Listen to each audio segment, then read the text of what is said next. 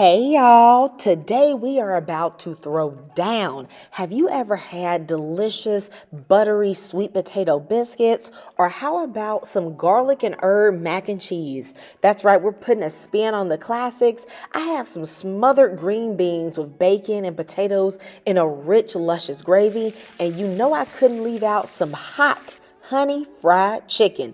Baby, are you ready for these recipes? The first thing I'm going to show you is some hot honey fried chicken. Now, I am using 4 chicken legs, but you can use any dark meat, okay, that you like. Because y'all know I don't be playing with the chicken breast like that, okay, especially when it comes to frying. I'm going to season this generously with salt, pepper, cayenne pepper, a little bit of MSG. Okay, don't tell nobody, but you know, make your food taste fire, right? We're going to add in some hot sauce, and then I'm going to put just enough buttermilk to cover the chicken. We don't need to put the whole dairy farm. We don't need to put the whole cow, okay? You just got to coat the chicken, and that's good enough. Then I'm going to cover this, and I'm going to let this sit at room temperature for 1 hour. You could also do this overnight, but you need to take it out at least 30 minutes before you fry so that the chicken comes to room temp. Now I'm going to make some seasoned flour. I'm going to go in with about 1 cup of regular all-purpose flour, and then I am going to put in some cornstarch. This is going to help your chicken become crunchier. I'm going to season this generously with some chicken bouillon, some pepper, some more cayenne pepper, a little bit of spicy Cajun seasoning that doesn't have salt in it. You want to be able to actually taste the seasonings in your flour. The only thing I don't really add to my flour mixture is herbs. I find that they will burn on the coating. One of the secrets to some crunchy fried chicken is actually having little bits of flour and buttermilk come together and form clumps. When you press that onto your chicken, those will fry and get really nice and crunchy. So to encourage that from the first piece of chicken, I just put a few drops of buttermilk into the flour. I just form some of those little bits and I press it onto my chicken. If you can see, my chicken has all types of little bits and things on them. That is going to make my chicken extra crunchy, which I personally love. When you are adding a sauce to your fried chicken, like in this case, we'll be adding the hot honey sauce, that can at times make the coating a little bit soggy. Having the coating be extra crunchy before you add the sauce really negates that issue, in my opinion. If you have ever seen me fry on this channel, you know that I love frying in my Dutch oven. However, some people requested to see me fry in a cast iron, so I'm going to show you guys that. Now, I'm going to test the oil with a chopstick and also by putting in a little bit of flour to float. If your chopstick bubbles immediately or if your flour begins to fry immediately, then you know that your oil is hot enough. I sometimes also test the temperature with a meat thermometer, believe it or not. I will be honest with you guys and tell you that my preferred method for frying chicken is not in the cast iron skillet because I tend to find that my coating does not stick as well, and also I tend to get browner spots on the chicken. Even though it doesn't taste burnt, it just doesn't come out that golden brown color that I get from frying in my Dutch oven. And so I thought about this, and I think the reason is because when you're frying in your cast iron skillet, your chicken comes into direct contact with the bottom of the skillet. Whereas when I am doing it in my Dutch oven, it's pretty much just floating in the oil, so it's always surrounded by the oil, thus you don't get those darker spots.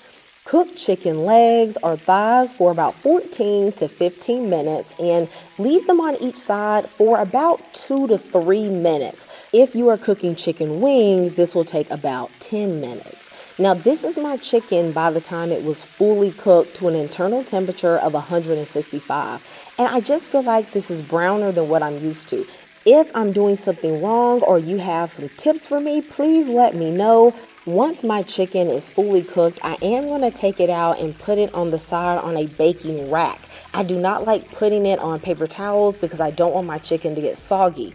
If you are cooking multiple batches of chicken, it is very important that you go through and sieve out all of those flour bits. I tend to toss this, but if you're making a smothered chicken, these bits actually would make a delicious gravy. For the hot honey sauce, I am adding about 1.5 tablespoons of butter to a skillet. I'm going to melt it over medium heat, and then I'm going to put in about 2 tablespoons of honey. Then I'm going to add as much hot sauce as I like. I'm going to put in about 3 tablespoons, but if you want it spicier, you can use a hotter hot sauce. If you want it to be mild, then just use about 1 tablespoon. I'm going to mix this together over medium-low heat, and then for an extra bit of flavor, I'm putting in a sprig of fresh rosemary. Adding in a clove of garlic would also be delicious too, and I'm going to let this simmer and infuse for just about 2 minutes. Then I will remove my rosemary sprig, and you will have a delicious and easy hot honey sauce. I'm going to take each piece of chicken and I'm just going to toss it in the coating. Y'all, ain't nothing like some candied fried chicken. Y'all, this is not good for you at all, but this is delicious. You can't have this every day, baby. You can't have this every day, okay? I like to use a brush just to gently coat all of the sides, because when I tell you you gonna want this in every single bite. That little rosemary just adds that great herbal flavor. Oh my goodness. When I tell y'all this chicken is finger licking good and it is super juicy, honey, I literally bit my tongue eating this chicken. I was embarrassed. My tongue started bleeding. I was like, I'm so glad no one's here to see this. And yet I'm confessing to you all. After you coat your chicken with this sauce, you are going to want to eat this right away. If you let this sit too long, it is going to become soggy. So make sure you have your other side dishes already prepared. Do y'all see the inside of that chicken? Baby, are you gonna make this? Jesus. Have you ever had a delicious moist sweet potato biscuit? Baby, I'm going to show you how to make them today, and they are delicious with some honey or some maple syrup or just on their own, but they're definitely perfect served with some fried chicken. Now, the first thing I'm going to show you guys is how to properly measure the flour. I went in with a spoon and I just fluffed up the flour because it's generally pretty compact. Then you want to spoon it into your measuring cup. This is really important. If you don't weigh your flour, you need to do this. This is one of the reasons why many people's baking recipes come out dry. People just stick their measuring cup straight into the compacted flour and they end up accidentally over measuring. You can use a knife to knock off the excess flour, and if you need to do an increment that is not 1 cup, then spoon your flour into the measuring cup and then just shake it. Whenever it gets to the line, like I'm going for a 2/3 measure, that is when I will know that I have enough flour. I cooked a sweet potato in the microwave for about 7 minutes. You can also roast the potato as well. I typically don't boil the potato because I don't want the excess water. Then I am going to use a fork to go ahead and start mashing the potato and break up any strings. You want 1 cup of mashed sweet potato. Ideally, you should roast 2 medium sweet potatoes or 1 very large potato. However, I decided to make up the 1 cup measurement with some leftover candied yams that I had in the fridge. I just made sure not to include the extra butter that was surrounding them, and I mashed them until I had 1 cup. I stuck this sweet potato mixture in the fridge for about 30 minutes until it came to room temperature, or you can even bake your sweet potato the night before so that it would be cold. Into a large bowl, you want to add your sweet potato mixture and 1/2 cup of buttermilk. Use a whisk to thoroughly combine these together until they are well combined. Then in my food processor, I am going to be essentially making some biscuit flour. So I'm putting in that flour as well as 3 tablespoons of sugar, some cornstarch, a little bit of salt, and baking powder. And I'm going to beat this on low until it is well combined. I have had a stick of butter that I cut up in the freezer for about 1 hour. This is unsalted butter. I am going to pulse this on low until I get about pea-sized pieces in my flour, but you can also use a pastry cutter. But honey, if you got the food processor, baby, you better use it. Grandmama would have used all these modern appliances if she had it, so go ahead and take advantage of it. Where the majority of people mess up their biscuits, it is when they start to handle the dough. A lot of people will overwork the dough and it will lead to dense and flat biscuits. I am going to use a spatula to mix the flour and the sweet potato and buttermilk together until it is just combined. It should look very shaggy, something just like this. Now on my cleaned counter, y'all, this counter has been wiped, okay? I am going to add some flour so that my batter does not stick. I am going to gently and also quickly knead the dough. I am going to show you guys every step so that if you are new to this, you can make sure that yours looks just like mine. So make sure you pay careful attention. As you can see here, I am going to be folding the dough onto itself to start to collect some of those crumbly bits. This is not like bread where you need to, continuously knead it. When it just comes together, it is good enough. As you work the dough, add a little bit of flour whenever necessary. I am going to pat out my dough until it is about 3/4 of an inch thick. And then I'm going to add some flour to a knife. I'm going to cut my dough into 3 parts and I'm going to stack them on top of each other. This is how you get layers. When you stack and have flour between them, that will create little layers in your biscuits. I'm going to gently pat out the dough again until it's about 3/4 of an inch thick. One more time. I'm going to add flour onto that top layer and I'm going to cut it into thirds again and then restack. If you look closely at the side of my dough, you will see that there are some layers that have already formed. Also, you will see little pockets. Those are those pockets of butter and you want to see that. When the butter melts in the oven, that is how you get those flaky, buttery biscuits. Once you have flattened out your dough to about 1 inch thickness, then we will start cutting out the biscuits. I am using a standard biscuit cutter. I believe it's about 2 3/4 of an inch, and I am going to flour it. One trick to getting layers, you need to press straight down and come up. Do not twist the biscuit, or else you are going to prevent it from rising. If you look on the side, I'm sure you can see that there are layers there. That's how I know that my biscuits are going to rise well. I'm going to be able to press out about 2 really good biscuits from this first set of dough. Then I'm going to take out these biscuits. I'm going to set them in my cast iron skillet and I'm going to gently press the dough together in order to start cutting out the rest of the biscuits. Now, if you've been watching me for a while, you know that I often like to just do some square biscuits, and I will do that in a minute, okay? I love to do that most of the time, but for the YouTube, okay, I'm going to cut out some biscuits. Once I have worked the dough a few times, that is when I tend to want to add in another layer just to make sure that the biscuits at the end are not too dense. So I'm going to flatten out the dough again, and then I'm going to cut it in half and then restack it and press it out just to put in another layer because the dough has been handled so much. Then I am going to be able to cut out 2 more biscuits. First this one, and then I'm going to press it together, and then I'll be able to cut out 1 more. And then the last one, I'm just going to form together whatever is left. Now that biscuit is going to be ugly, okay, but it's going to taste good. Okay, so I'm going to still eat that biscuit, all right. For the size of biscuits and the thickness that I chose, I got 7 biscuits. However, if you make them smaller or a bit thinner, you can get anywhere from 8 to about 12. I am going to cook this in a 425-degree oven for about 25 minutes. The top should be golden and they should be cooked through. If they're brown before they are cooked, simply cover with a little bit of foil for about a minute or 2 and continue cooking.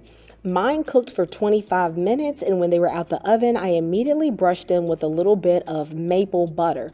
One thing about sweet potato biscuits is that you do not want to eat them right away. They need to cool for about 10 to 15 minutes or else they are going to be a little bit gummy. This is because the sweet potato adds so much moisture. But if you allow them to cool for a bit, they will have the perfect crumb. They are buttery, they are moist, they are delicious, and they don't have an overwhelming sweet potato flavor. Let me know if you're going to try this. I know that there are many macaroni and cheese purists out there. They will tell you that macaroni can only be done one or two ways, and it's probably their grandmama's recipe. Today I'm going to show you a garlic and herb macaroni that is simple but is a little bit different, and it tastes great. I have already cooked my pasta and drained it, and now I'm going to melt a tablespoon and a half of butter and combine that with a tablespoon and a half of flour. I'm going to toast the flour for about 1 minute, stirring it continuously. For the garlic and herb, I'm going to add about a half of a tablespoon of my green seasoning mixture. This is going to add a light herbal and garlicky flavor that is not going to overwhelm this pasta dish, but it's just going to complement the cheese. Then I'm going to put in 1 full can of evaporated milk and stir and whisk this until all of the lumps are out. Honey, you got to work out them flour lumps, or else your cheese sauce not going to come out right. Now, to add some more garlic and herb flavor, I'm going to put in 1 block of boursin garlic and herb cheese. I love this. This tastes so good in macaroni. You can also use the shallot and herb one. That will be great as well. The cheeses, don't think too hard about it, honey. You really just need to think about ratios. I cooked 8 ounces of pasta, so I need 1 pound of cheese. You want to double the cheese in proportion to the pasta. As far as varieties are concerned, you can never go wrong with using a cheddar cheese. However, I had some pepper jack, so I threw that in there. White cheeses like mozzarella tend to be milder, so you definitely need to have some sharp cheddar to balance it out. The only type of cheese I say you don't want to go too crazy with is a smoky cheese, like a smoked Gouda. Though Gouda is really good, a smoked Gouda has a strong flavor, so I tend to not use any more than about 2 ounces of that cheese.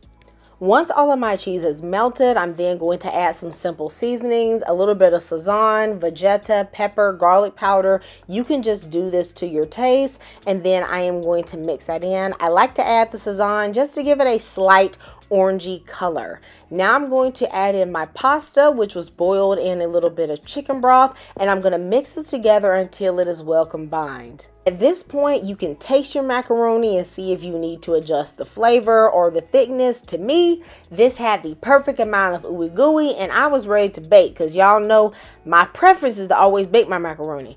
Now I have a baking dish that I have greased with a little bit of butter. I'm going to add in my macaroni and just spread it down with my spoon, and I'm going to top this with about 6 slices of Munster cheese. I always love to use deli cheese for a topping because it is just so much easier than having to shred it. I'm going to put on a little smoked paprika, and I'm going to put this in the oven at 375 degrees for 20 minutes or until the top is golden brown and the sides are nice and bubbly.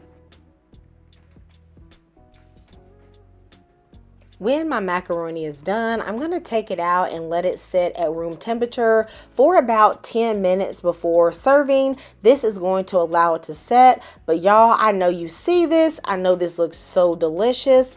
Are you guys going to try a little variation on your classic macaroni with a little bit in garlic and herb flavor? Let me know in the comments how you feel about this. I really love this mac and cheese, and everyone who tried it loved it. Let me know if you are going to try this recipe. Now I am going to show you how to make some smothered green beans and potatoes. While this could stand on its own as a meal, it is absolutely perfect paired with some rice, some cornbread, and a little fried chicken. Baby, you gonna be eating. Now, I'm not a big fan of snapping no green beans. Y'all already know, back in the day, grandmama had a garden and she'd have you sitting on that porch snapping green beans all summer. All right, but I'm gonna do it today. You can snap your green beans into smaller pieces, but I like to just leave them whole. I'm also going to be dicing half of a white onion, and I'm also going to prep some potatoes. One thing I love about the South is that down here we can take any vegetable and pretty much any cut of meat and make it something that can be smothered with a nice gravy. Okay, you can take green beans, potatoes, squash. Y'all, we will cook all types of meats in a rich gravy. Let me know, what are your favorite cuts of meats and vegetables to smother. Some of my favorites are lamb, chicken, and these green beans. So once I have peeled and cut off the bad spots of my potatoes, I'm going to just cut them into about 1-inch size pieces, and then I'm going to put them in some cold water. I'm going to rinse off some of the starch, and I'm going to, of course, add a little bit of that Piggly Wiggly. Now, if you don't do the pig, okay, you can do turkey bacon, and then you can add about 3 to 4 tablespoons of butter in order to make the gravy. I like to cut the bacon pack in half. It just makes it easier for me to get the bacon that I want. And then I'm going to cut these into about 1-inch strips. With the rest of the bacon that is left, that is perfect for me to air fry and use on burgers because it is already small. I have been heating my Dutch oven over medium heat. I'm going to put in my bacon and allow it to cook until it has rendered its fat. If you don't want so much fat, you definitely can scoop out some of the bacon fat, but of course you want to save all of the meat because we're going to add those back into the green beans. When they have rendered their fat, I'm taking out the bacon and I'm going to place it to the side, and I am just going to leave all of the grease in the pot. All of those little brown bits on the bottom, well, that is flavor, baby. Okay. Now I'm going to add in my onions, and I'm going to saute them for about 3 to 4 minutes until they are translucent. And then I'm putting in a tablespoon of flour. I'm going to toast the flour for about a minute, continuously stirring because you don't want it to burn. This is what's going to help thicken up that gravy. Then I'm going to put in 3 cloves of minced garlic and cook this for about 30 seconds. At this point, your kitchen is going to be smelling amazing.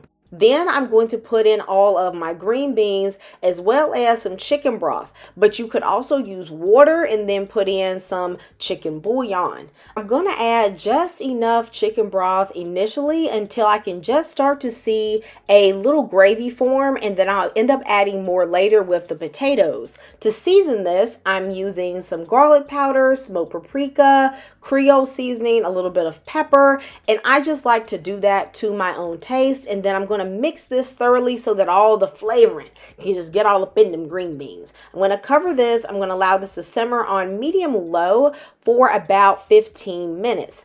At this point, my green beans are tender, but they are definitely not falling apart. I'm going to add in a little bit of chicken bouillon because I felt like the flavor was just lacking, okay? A little bit of crushed red pepper flakes, and mix this in. Of course, you can just season to your own taste. Now I'm going to add in the rest of that chicken broth. Because I'm going to put in some potatoes, I don't want the gravy to get too low because you know potatoes just be sucking up. They just be sucking up some water. Okay, so I'm going to add in these potatoes, and I'm going to allow this to simmer until they are fork tender. This is going to take about 15 to 20 minutes depending on the type of potato that you have. I don't like to let this go too long because I'm not making mashed potatoes, okay? Now that my potatoes are ready and I've adjusted the seasonings the way I like, I'm going to throw back in that bacon. And y'all, this is when I just feel like everything comes together. You have the crispy, salty bacon, the creamy potatoes, a rich gravy, and then some delicious green beans. Paired with rice, the sweet potato biscuits, hot honey fried chicken, macaroni. Baby, I'm getting excited just thinking about this meal. Oh my goodness. You guys know that I love you and Jesus loves you. I'll see you next time. Goodbye.